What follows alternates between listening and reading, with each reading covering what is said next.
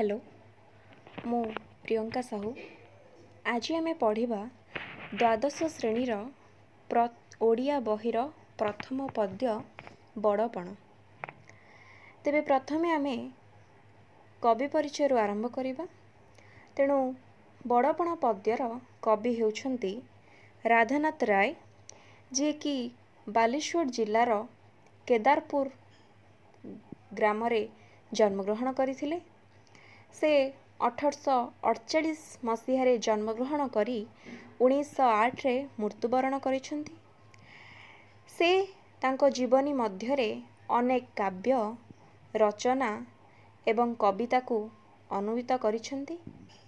सेथि मध्यरु मुख्य काव्य होछि केदार गौरी, नंदी केशरी, उषा, पार्वती, चंद्रभागा, चिलिका, दरबार, महाजात्रा, जयति केसरी एवं केतेक गद्य मध्य अछि जेपरी इतालीय युवा, विवेकी, एतद्व्यतिक अनेक कविता, अनुदित रचना, संस्कृत रचना और बंगला रचना देखा मिलता है।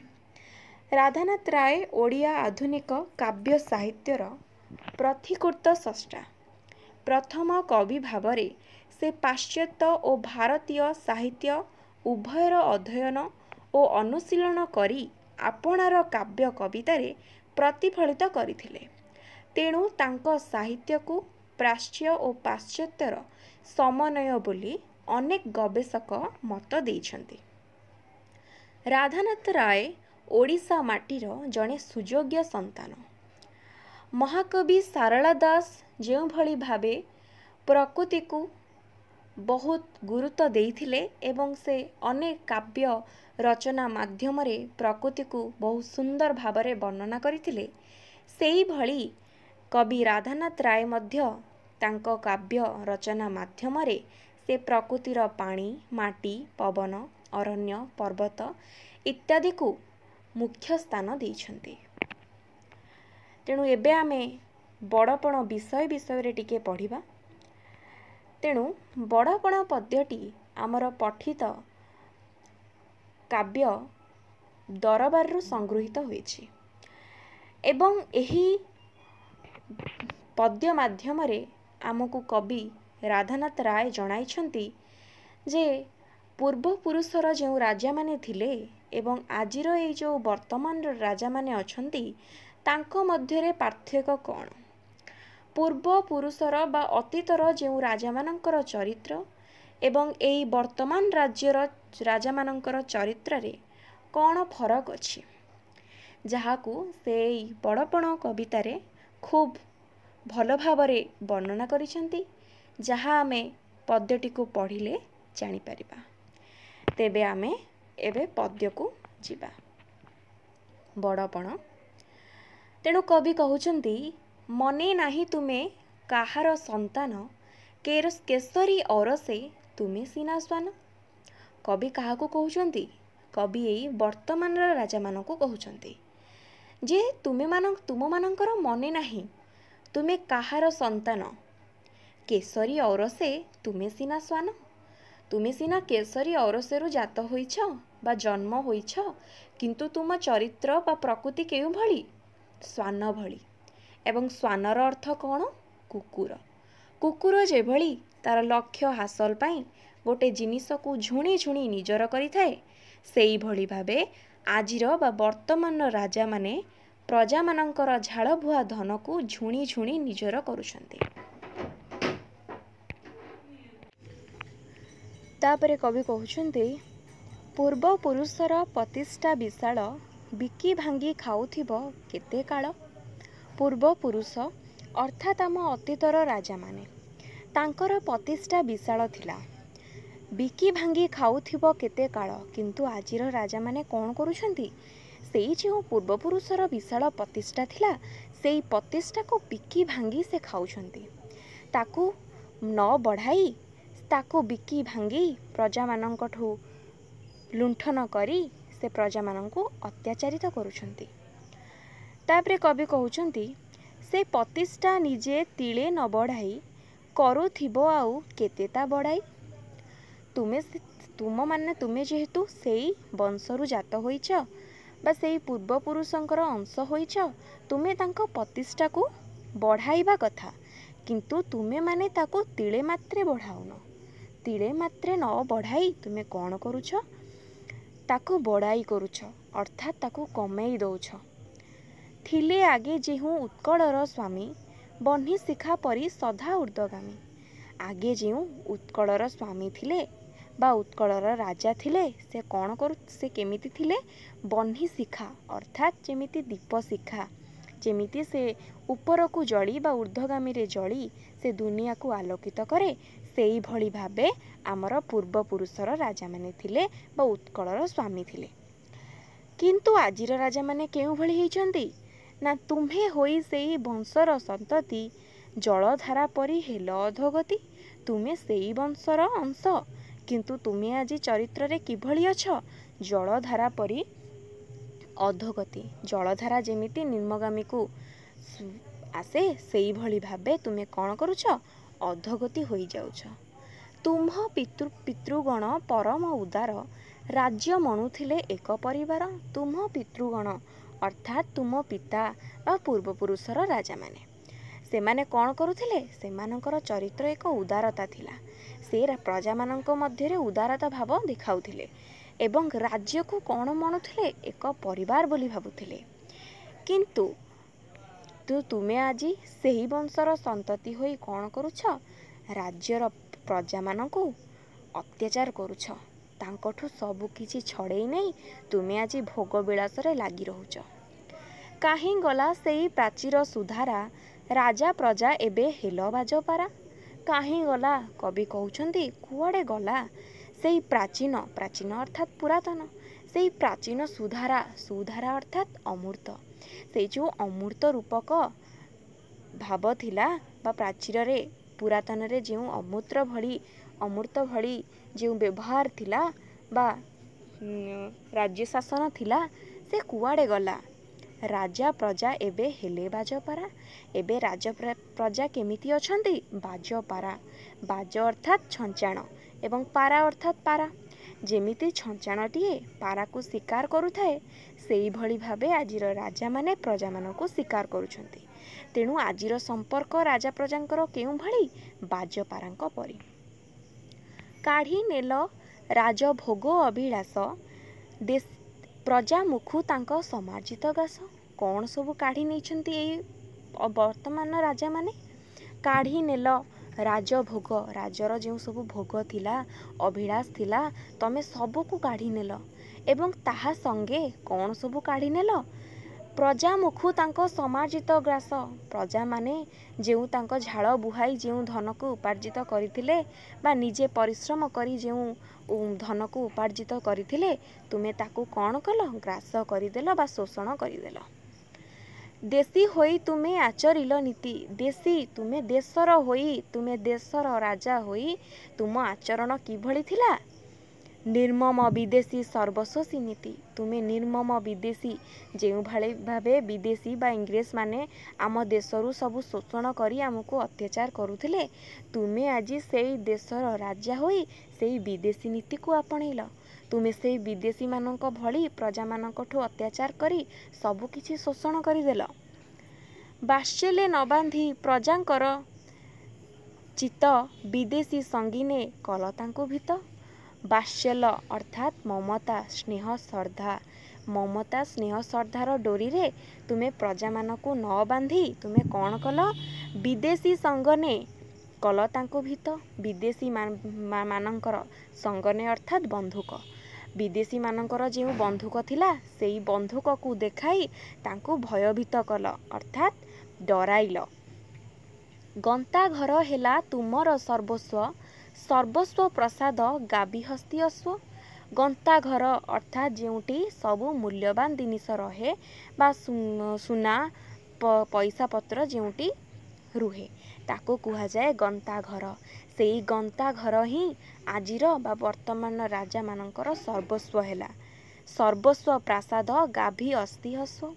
ପ୍ରସାଦ, ହସ୍ତି, ଅଶ୍ୱ ଇତ୍ୟାଦି ହିଁ ତୁମର ସର୍ବସ୍ୱ ହୋଇଗଲା, କିନ୍ତୁ ପ୍ରଜାମାନଙ୍କର ଦୁଃଖ ଦୁର୍ଦ୍ଦଶା ତମକୁ ଦେଖାଗଲା ନାହିଁ। ରାଜଧର୍ମ ହେଲା ପ୍ରଜାଧନ ବୁହା, ମନ୍ତ୍ରୀ ହେଲେ ଖଳକଣ୍ଠ କାନ କୁହା। ରାଜଧର୍ମ, ଆଗେ ଯେଉଁ ରାଜଧର୍ମ ଥିଲା ସେ ରାଜଧର୍ମକୁ ତୁମେ ତ ପୋଡ଼ି ଦେଇ ଖାଇଦେଲ। ଏବେ ତୁମେ ରାଜଧର୍ମ କ'ଣ କଲ ନା ପ୍ରଜାଧନ ବୁହା, ପ୍ରଜାମାନଙ୍କର ଧନକୁ ବୋହି ନେବା ତୁମ ପାଇଁ ଏକ ରାଜଧର୍ମ ହୋଇଗଲା। କାହାମାନଙ୍କ ପାଇଁ? ଆଜିର ବା ବର୍ତ୍ତମାନର ରାଜାମାନଙ୍କ ପାଇଁ।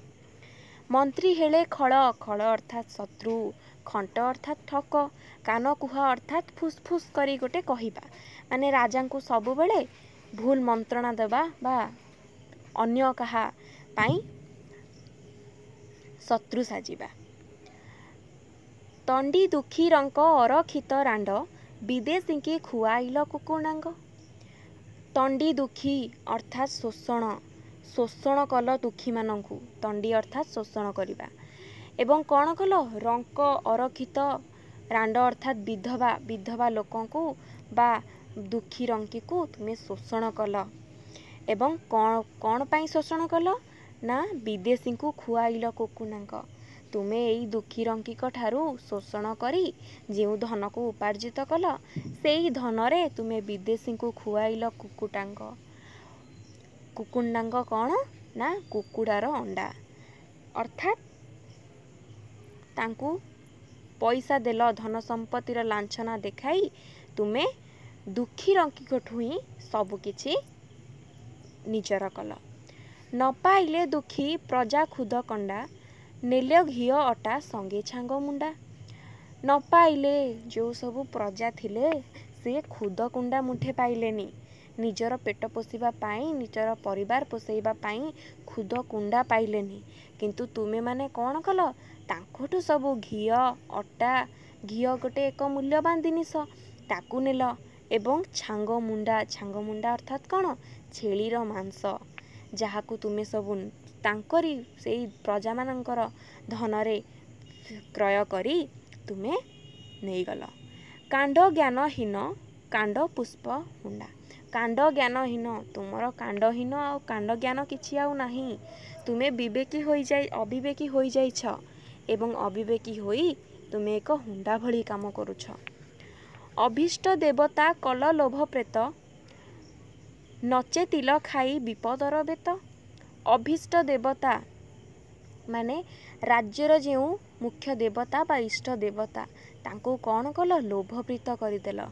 ଏବଂ ନଚେତିଲ ଖାଇ ବିପଦର ବେତ, ତୁମେ ଚେତିଲନି। ହଜାର ବିପଦ ଆସିଲା ତଥାପି ତୁମେ ଚେତିଲନି। ତୁମେ ତୁମ କାର୍ଯ୍ୟରେ ବ୍ୟସ୍ତ ଥିଲ, ତୁମେ ଲୁଣ୍ଠନ କରିବାରେ ବ୍ୟସ୍ତ ଥିଲ, ପ୍ରଜାମାନଙ୍କୁ ଅତ୍ୟାଚାର କରିବାରେ ବ୍ୟସ୍ତ ଥିଲ।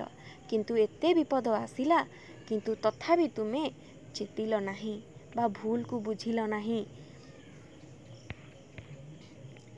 ସଦା ହୋଇ ପାପ ଦର୍ବିଣ ପ୍ରତ୍ୟାଶୀ, ପ୍ରଜା ମଧ୍ୟେ ପାପ ବୁଦ୍ଧିକି ମନାସି। ସଦା ହୋଇ ତୁମେ କ'ଣ ହୋଇଗଲ? ପାପ ଦର୍ବିଣ। ପାପ ଦର୍ବିଣ ଅର୍ଥାତ୍ ତୁମେ ଯେଉଁ ପାପ ଅର୍ଜନ କରିଛ। ପାପ କିଭଳି ଅର୍ଜନ କଲେ? ଯେଉଁ ପ୍ରଜାମାନଙ୍କୁ ସବୁ ଲୁଣ୍ଠନ କଲେ, ତାଙ୍କୁ ଅତ୍ୟାଚାର କଲେ, ତାଙ୍କଠୁ ସବୁ କିଛି ଛଡ଼ାଇ ଆଣିଲେ, ସେ ଏକ ପାପରେ ଗଣା ହେବ। ତେଣୁ ସେଇ ପାପକୁ ତୁମେ ଅର୍ଜନ କଲ। ପ୍ରତ୍ୟାଶୀ, ତୁମେ ସେଇ ପାପକୁ ହିଁ ନିଜର କଲ। ପ୍ରଜା ମଧ୍ୟେ ପାପ ବୁଦ୍ଧିକି ମନାସି। ମନାସି ଅର୍ଥାତ୍ ଇଚ୍ଛା କଲ। ତୁମେ ସେଇ ପ୍ରଜା ମଧ୍ୟରେ ହିଁ ତୁମେ ତୁମ ପାପକୁ ଇଚ୍ଛା କଲ, ପାପ ବୁଦ୍ଧିକୁ ଆପଣେଇବା ପାଇଁ ଇଚ୍ଛା କଲ। ରହିଥାଅ ଟାକି କରି ଜରିମାନା, ଧନେ ପୁରାଇବା ଲାଗି ମାଲଖାନା।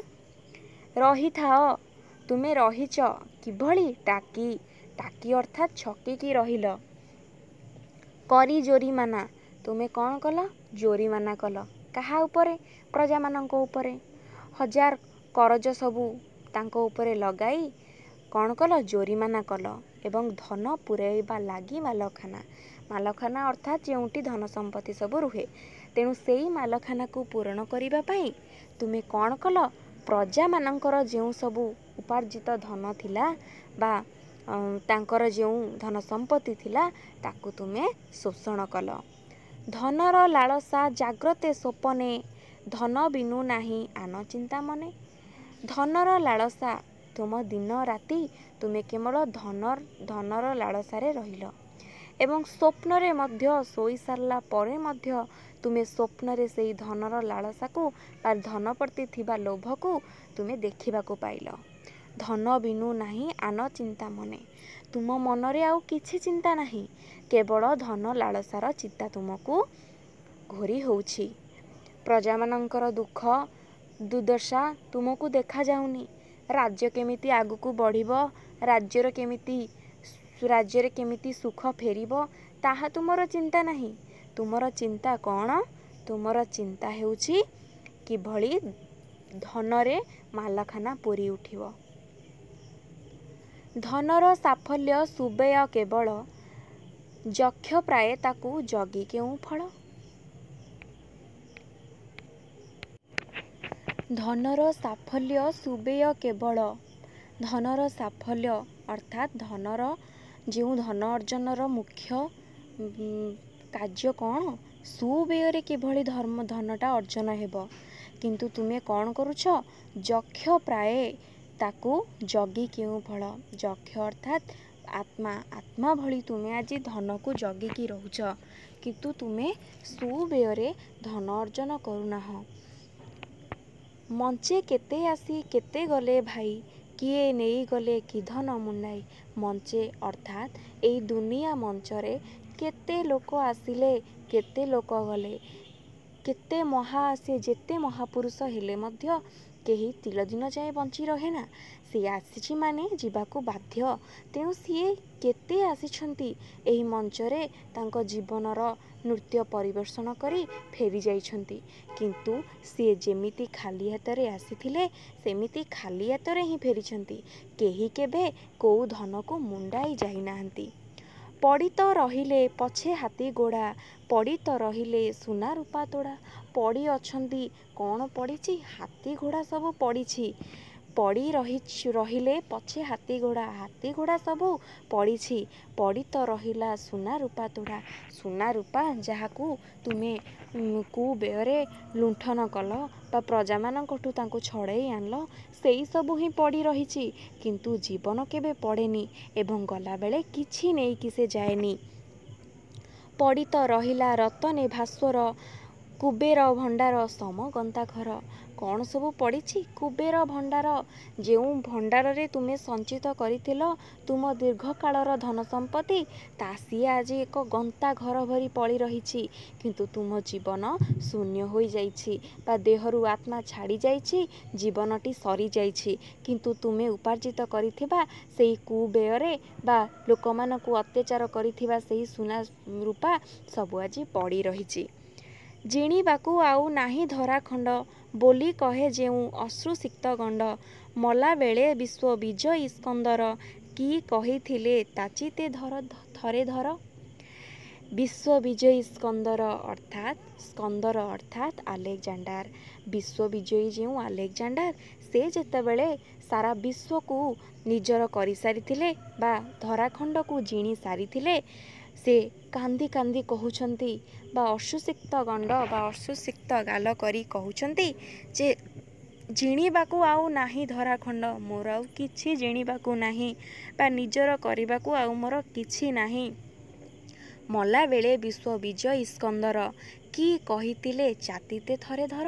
ସେ ଯେଉଁ ମଲାବେଳେ ବିଶ୍ୱବିଜୟୀ ଯେଉଁ କାନ୍ଦି କାନ୍ଦି କହିଥିଲେ ଯେ ମୋର ଆଉ କିଛି ଜିଣିବାକୁ ନାହିଁ, ସେଇ ଯେଉଁ କହିଥିଲେ ସେଇ କଥା ଟିକେ ତୁମେ ମନରେ ଧର। କିଏ କହୁଛନ୍ତି? କବି କହୁଛନ୍ତି ଏହି ବର୍ତ୍ତମାନର ରାଜାମାନଙ୍କୁ। ବୋଇଲେ ଏ ପ୍ରାଣ ଗଲେ ପିଣ୍ଡ ଛାଡ଼ି, ନେବ ଯେବେ ମୋତେ କୋକେଇରେ କାଢ଼ି।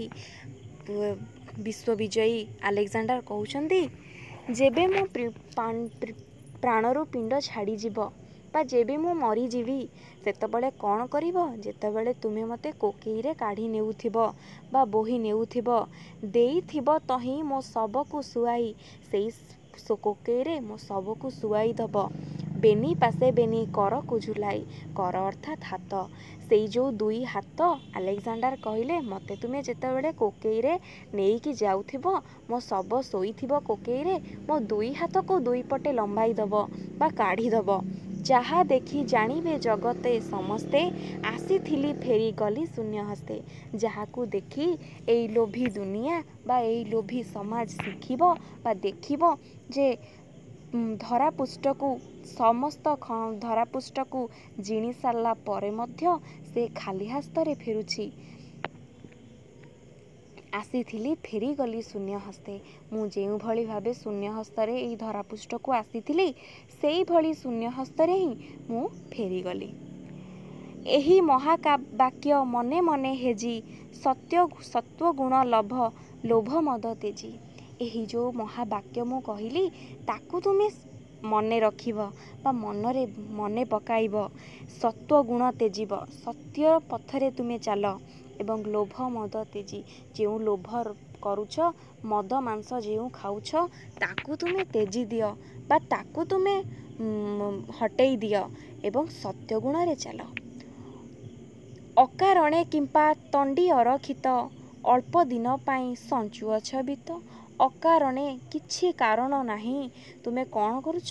ଅରକ୍ଷିତ ଅର୍ଥାତ୍ ଦୁଃଖୀ ଦରିଦ୍ର ମାନଙ୍କଠୁ ତାଙ୍କ ଶୋଷଣ କରୁଛ। କାହିଁକି ତୁମେ ତାଙ୍କୁ କାହିଁକି ଦଣ୍ଡିତ କରୁଛ ବା ଦଣ୍ଡ ଦେଉଛ? ଦୁଃଖୀରଙ୍କୀ ମାନଙ୍କୁ ତାଙ୍କଠୁ ସବୁ ଧନକୁ ଲୁଣ୍ଠନ କରୁଛ କ'ଣ ପାଇଁ? କିଛି ତ କାରଣ ନାହିଁ। ଅଳ୍ପ ଦିନ ପାଇଁ ସଞ୍ଚୁଅଛ ବିତ୍ତ। ଯଦି ଜୀବନ ଶେଷ ହେବ ତୁମେ ଜାଣିଛ, ଯଦି ଜୀବନର ଶେଷରେ ତୁମେ କିଛି ନେବନି ଜାଣିଛ, ତାହେଲେ କିଛି ସମୟ ପାଇଁ ବା ଅଳ୍ପ ଦିନ ପାଇଁ ତୁମେ କାହିଁକି ଧନ ସମ୍ପତ୍ତିକୁ ବିତ୍ତ ଅର୍ଥାତ୍ ଧନ ସମ୍ପତ୍ତି ତାକୁ ସଞ୍ଚୟ କରୁଛ? ବୋଲାଅ ଜଗତେ ସିନା ଲକ୍ଷ୍ୟ ପୋଷି, ଫଳେ ତୁମ୍ଭେ ଜଣେ ଜଣେ ଲକ୍ଷ୍ୟ ଶୋଷି। ଦୁନିଆ ବୋଲାଏ ବା ଦୁନିଆ କୁହେ ଯେ ଦୁନିଆକୁ କ'ଣ କୁହେ? ଯେ ରାଜାମାନେ ହେଉଛନ୍ତି ଲକ୍ଷ୍ୟ ପୋଷି ବା ଲକ୍ଷ୍ୟକୁ ଯିଏ ପୋଷଣ କରନ୍ତି। କିନ୍ତୁ ପ୍ରକୃତରେ ଆଜିର ରାଜାମାନେ କେଉଁଭଳି? ନା ଫଳେ ତୁମ୍ଭେ ଜଣେ ଜଣେ ଲକ୍ଷ୍ୟ ଶୋଷି। ତୁମେ ଲକ୍ଷ୍ୟକୁ ଶୋଷଣ କରୁଛ, ତୁମେ ପୋଷଣ କରୁନାହଁ। ଗଣିକା ଓକିଲ ଛାମୁଆ ପୋଷଣ, ଲାଗି କର କିମ୍ପା ପ୍ରଜାକୁ ଶୋଷଣ। ଗଣିକା ଅର୍ଥାତ୍ ବେଶ୍ୟା, ଓକିଲ ଛାମୁଆ ଇତ୍ୟାଦି ମାନଙ୍କ ସହିତ ତୁମର କାମ। ବେଶ୍ୟାର ନୃତ୍ୟ ଦେଖିବା ବା ତାଙ୍କ ସହ ବୁଲିବା, ଓକିଲମାନଙ୍କୁ ହାତରେ ରଖିବା, ଛାମୁଆ ଇତ୍ୟାଦି ମାନଙ୍କ ସହ ତୁମର ଭଲ ସମ୍ପର୍କ ଏବଂ ଏହିମାନଙ୍କ ପାଖରେ ହିଁ ତୁମେ ସବୁବେଳେ ବସବାସ କର। ତାଙ୍କ ପୋଷଣ ପାଇଁ ତୁମେ କ'ଣ କର? ଲାଗି କର କିମ୍ବା ପ୍ରଜାକୁ ଶୋଷଣ। ତୁମେ ସେଇ ବେଶ୍ୟା ଓକିଲର ପୋଷଣ ପାଇଁ ତୁମେ କାହିଁକି ପ୍ରଜାମାନଙ୍କୁ ଶୋଷଣ କର? ପ୍ରଜାମାନଙ୍କଠୁ ଶୋଷଣ କରି ତୁମେ ତାଙ୍କ ପୋଷଣ ଭରୁଛ। ଇଏ କେଉଁଭଳି କଥା? କିଏ କହୁଛନ୍ତି? କବି ରାଧାନାଥ ରାୟ ଏଇ ବର୍ତ୍ତମାନର ରାଜାମାନଙ୍କୁ ପ୍ରଶ୍ନ କରୁଛନ୍ତି। ପ୍ରଜା ରକ୍ତ ସେଦ ଲୋତକେ ଅର୍ଜିତ, ଅଭିଶପ୍ତ ରାଶି ପାପବିତ। ପ୍ରଜାମାନେ କିଭଳି ଧନକୁ ଉପାର୍ଜିତ କରୁଛନ୍ତି? ରକ୍ତ ବୁହାଇ, ସେଦ ଅର୍ଥାତ୍ ଝାଳ ବୁହାଇ, ଲୋତକ ଅର୍ଥାତ୍ ଲୁହ ଝରାଇ ସେ ଧନ ଉପାର୍ଜିତ କରୁଛନ୍ତି। କିନ୍ତୁ ତୁମେ ସେଇ ରକ୍ତ ସେଦ ଲୋତକେ ଅର୍ଜିତ ଧନକୁ ତୁମେ ଅଭିଶପ୍ତ ରାଶି ଭଳି ପାପବିତ ହେଉଛ। ତାକୁ ତୁମେ ଅର୍ଜନ କରି ତୁମେ ପାପବିତ ହେଉଛ, ପାପ ସଞ୍ଚୟ କରୁଛ। ପ୍ରାୟଶ୍ଚିତ ବ୍ୟୟ ନକରି ଯତନେ, ପାପ ଅର୍ଜୁଅଛ ପ୍ରାପଜିତ ଧନେ। ତୁମେ ପ୍ରାୟଶ୍ଚିତ କରୁନାହଁ, ତୁମେ ପ୍ରାୟଶ୍ଚିତ କରିବାକୁ ଚାହୁଁନାହଁ, କିନ୍ତୁ ତୁମେ କ'ଣ କରୁଛ? ପାପ ଅର୍ଜୁଛ, ପାପ ଅର୍ଜି ଚାଲିଛ। ପ୍ରାୟଶ୍ଚିତ ତୁମର ପ୍ରଶ୍ନ ଆସୁନି, ତୁମେ ପାପ ଅର୍ଜି ଚାଲୁଛ। ଅର୍ଜୁଅଛ ସିନା କେବଳ ଦୁଷ୍କୃତ, ଘୁଷ୍ଟି ମୁଠେ ଝାଳି ଯଜ୍ଞକୁଣ୍ଡ ଘୃତ। ତୁମେ ଆଜି କ'ଣ କରୁଛ? ଅର୍ଜୁଅଛ, ତୁମେ କ'ଣ ଅର୍ଜୁଛ? ଦୁଷ୍କୃତ ବା ଖରାପ ଜିନିଷକୁ ସବୁ ଅର୍ଜୁଛ। ଘୁଷ୍ଟି ମୁଠେ ଝାଳି ଯଜ୍ଞକୁଣ୍ଡ ଘୃତ। ଘୁଷ୍ଟି ଅର୍ଥାତ୍ ମଇଁଷି। ଯଜ୍ଞକୁଣ୍ଡର ଯେଉଁ ଘିଅ ଅଛି ତୁମେ ତାକୁ କାହା ମୁଖରେ ଢାଳୁଛ? ଯଜ୍ଞକୁଣ୍ଡରେ ନ ଢାଳି ତୁମେ ଆଜି ଘୁଷୁରୀ ମୁହଁରେ ଢାଳୁଛ। ତେଣୁ ତୁମେ କେତେ ବଡ଼ ପାପ ଅର୍ଜୁଛ ତୁମେ ଜାଣୁଥିବ।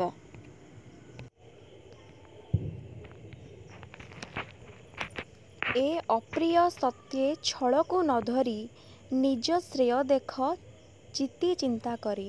ଏଇ ଯେଉଁ କଥା ସବୁ କବି ରାଧାନାଥ ରାୟ କହୁଛନ୍ତି କାହାକୁ? ଏଇ ବର୍ତ୍ତମାନର ରାଜାମାନଙ୍କୁ। ତୁମକୁ ସେସବୁ ଏକ ଅପ୍ରିୟ ଭଳି ଲାଗୁଥିବ ବା तुमको प्रिय लगुनथिबो किंतु अप्रिय हेले मध्य एसबु सत्य। तेणु से सत्य को तुम्हें छलना भावनी बा छल न धरी तुम्हें कौन कर निज श्रेय देख चिते चिंता करी निजर भल कर्म को देख निजर श्रेय को निजे मनरे चिंता कर। भग्न घंटू आहा सलीण जेसन सरी जाऊअछि आउ प्रतिक्षण। कवि राधानाथ राय एक सुंदर उदाहरण देइछन्ति। कौन देइछन्ति ना भग्न घटू अर्थात भंगा माठिया भंगा माठिया रे जेपड़ी पानी पुराइले सलील जेसन सी जल्दी सरी सरी आसुथाए सेई भली भाबे कौन हेउछि सरी जाऊअछि आयु प्रतिक्षण। आम भितरे जेउ आयु अछि बा आम भितरे जेउ जीवनटी अछि सी सेई भंगा माठिया भली भंगा माठियार पानी पड़ी सरी सरी जाउछि। बड़ क्रूर काल बड़ अविश्वासी बड़ क्रूर अर्थात बड़ कष्टदायक किए काल काल अर्थात मृत्यु। बड़ अविश्वासी मृत्यु उपरे विश्वास नहीं से बड़ अविश्वासी हाबड़ी जीव से आब आचंबित आसी से कौन करिवो हाबड़ी जीव हठात पहुँची जीव किछि कही नथिबो समय देखी नथिबो से हठात आसी आमको आचंबित करिदब। दूरवर्ती जानी काल को जे हसे हसी से ता पछे आसी लुचि बसे। जेउ लोक बा जेउ लोक मृत्यु दूर रे अछि बोली भाबे सेई लोक पाखरे कौन हुए मृत्यु लुचिकी बसी थाए। तेणु ता पछपटे आसी मृत्यु लुचिकी बसी थाए। नीति बेले बुझी छामुरे हाजर हेबा विधि तांकु नाहिटी गोचर। नीति बेले तार कौनसी समय नाही सबु बेले से तार जेते बेले तार इच्छा हैला से आसी मनीष पछरे बसी थाए किए मृत्यु। हेबा विधि ताकू नाइठी गोचर ताकू कौनसी विधि जना नहीं कि कौनसी समय जना नहीं कि एई समय रे मु जीविनी एई समय रे गले तार किछि क्षति हबो बा एई समयटी ठीक नुहे बोली तार जेतेबेले इच्छा हुए से आसी मनीषर पछरे बसी जाए। पाखेई आसुछि से तिंब केते दिन खेलुथिबो एही खेल पाखेई आसुछि से तिम बेल केते दिन। राधानाथ राय एई वर्तमान राजा मानकु कहउछन्ति केते दिन आउ तुमे से खेल खेलिबो पाखेई आसुछि कौन पाखेई आसुछि अंतिम बेल। आसुछि नीरवे सेउ प्रतिक्षणे नित्यगामी रथ चक्र आवर्तने। से आसुछि किए आसुछि मृत्यु आसुछि केमिति आसुछि नीरवे आसुछि किछि शब्द करू नहीं नीरवे से आसुछि एवं नित्यगामी रथ चक्र आवर्तन आम पाखरे आसी से नीरवे पहुँचब। आयु सूर्य जाए तले तले जेते गड़ी तुम्भ माया जाए छाया परी बड़ी। सूर्य आयु अर्थात मृत्यु बा जीवन आयु अर्थात जीवन जीवनटी जेमिति सरी सरी आसुछि सूर्य जेमिति गड़ी गड़ी आसुछि किंतु तुमर माया कौन होछि बढ़ी जाउछि छाया परी बढ़ुछि। छाया जो भली भाबे बढ़ी बढ़ी जाए तुम माया सेई भली बढ़ुछि। अंतक रगड़े छिंकिब जेतेतिकी से कठिन झिंका झिंकीरु निस्तारी। अंतक रगड़े माया चेर तले भेदिकी जेतिकी अंतक रगड़े छिंकिब तेतिकी। माया चेर तुमे माने जो माया बढ़ई चलीच तुमर माया सेतिकी चेर मोटा हेई चलुछि तेणु सेई चेर जेते मोटा हेबो ताकू अंतके अंतक अर्थात जमराज जमराज सेतिकी रकड़े रंकिकी बा तांकू टाणिकी से माया चेर को छिंडाई तुमको तांका पाखकू नेबे। से कठिन झिंका झिंकीरु निस्तारी लाभ लगी आगु हुआ हुसियारी। तुमे से जो कठिन बा कष्टदायक झिंका झिंकीरु जदि निस्तार पाइबाकू चाहुच जदि रक्षा पाइबाकू चाहुच तेबे तुमे कौन करिवो लाभ आउ तुमे देखनी तुमे आउ लोभ करनी तुमे लोभ न करी लाभ को देखी हुआ हुसियारी। तुमे हुसियार हो जाओ सचेतन हो जाओ।